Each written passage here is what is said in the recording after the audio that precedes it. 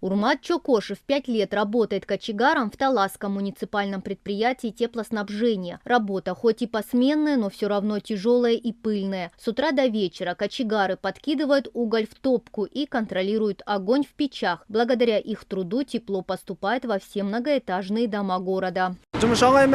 Огонь не должен потухать. Мы подкидываем уголь каждые 5 минут. Золу выгребаем каждые 2 часа. Смена длится ровно сутки. Все это время мы находимся здесь. В холодные дни поднимаем температуру до 50 градусов. Сейчас горят 3 печи. Нас здесь тоже 3 кочегара. Топим углем Минкуш. В сутки уходит по 6 тонн. Делаем все для бесперебойного теплоснабжения.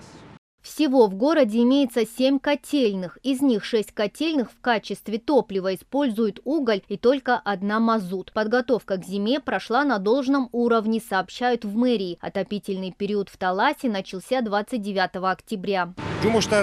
В котельных работа идет сутками. С началом отопительного сезона и до самой весны отопление не будет прекращаться. Но к зиме должны готовиться не только котельные, но и сами жители. В частности, они должны почистить и отремонтировать систему отопления в доме. Тогда производимое нами тепло будет равномерно распределяться между всеми. Когда на улице температура воздуха не меньше плюс 8 градусов, мы поддерживаем 45 градусов тепла.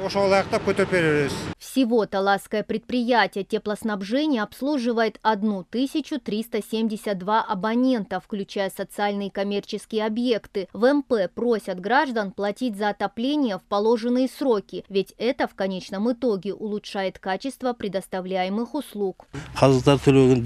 У нас большая дебиторская задолженность, примерно 3 миллиона сомов, поэтому я обращаюсь к гражданам с просьбой оплатить долги за отопление. У нас 7 котельных, в каждой трудятся люди, в общем где-то 100 человек. Отопление не прекращается ни днем, ни ночью. Зарплата сотрудников, ремонт котельных и многое другое проводится за счет платежей. Своевременная оплата – это гарантия бесперебойной работы.